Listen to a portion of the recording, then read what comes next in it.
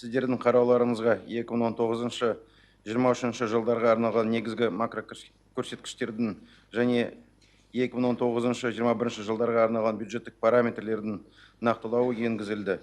Соңғы 2 айда мұнай бағасы біршама құбылмалылықты көрсетеді. Биылғы жылдың қазан айының басында ол 86,2 ақш долларын құраса, 23 қарашада 58,8 ақш долларына дейін төмендеді.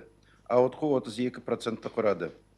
Осыған орай, әлемдік нарықтарындағы ағымдағы жағдайын және халықаралық қаржы ұйымдарының болжамдарын ескере отырып, болжамды мұнай бағасы бір баррель үшін 60 ақш долларынан 55 ақш долларына дейін төмендеді. Осыған байланысты теңге ақш долларына бағамы қайта қаралды. Есептік бағамды 370 теңге деңгейінде белгілеуді ұсынамыз. Жалпы ішкі өнімнің нақты өсуі 2009 жылы 3,8% құрайды. Бұл ретте жалпы ішкі өнімнің орташа жылдық өсуі 4,1% құрайды. Келесі жылы номиналды жалпы ішкі өнім 64 триллион теңгеден 2023 жылы 86,5 триллион теңгеге дейін өседі. Жан басына шаққандағы жалпы ішкі өнім келесі жылы 9,4 мың ақш долларын құрап, 2023 жылы 12,1 мың ақш долларына дейін ұлғаяды. Өңдеу өнеркәсібі 4,1%-ке, тау-кен өндіру 3%-ке өсуде. Ауыл шаруашылығында 6,4%-ке, құрылыс саласында 4,1%-ке, саудада 4,4%-ке өсу күтілуде.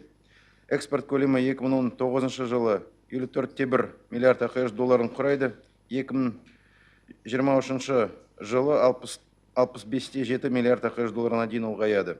Импорт 2019 жылы 32,9 миллиард ақш долларынан 2023 жылы 39,6 миллиард ақш долларына дейін өседі.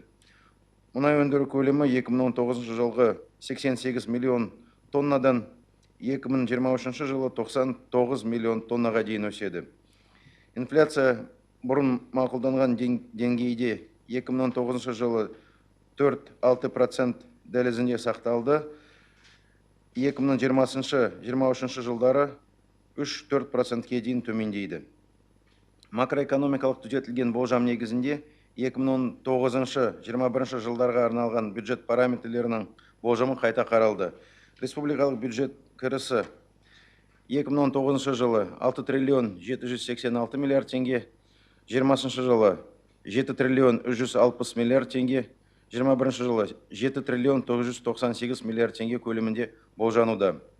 Республикалық бюджет шығыстарының болжамы 2019 жылы 10 триллион 727 миллиард теңге, 20 жылы 11 триллион 59 миллиард теңге, 21 жылы 11 триллион 402 миллиард теңге көлемінде айқындалды.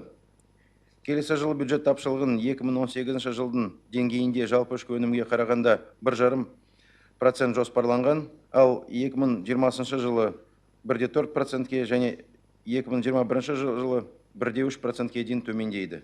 Мұнай емес тапшылық 2009 жылы жалпы ішкі өнімге қарағанда 6,9%-тен 2021 жылы 5,3%-ке дейін қысқарады. Бұл ұлттық қордың тұжырымдамасымен белгіленген нысаналы көрсеткіштен аспайды. Ұлттық қордың валюталық активтері келесі жылы 63 миллиард ақш долларынан 2021 жылы 67,4 миллиард ақш долларына дейін ұлғаяды. Қолдауларыңызды сұраймыз.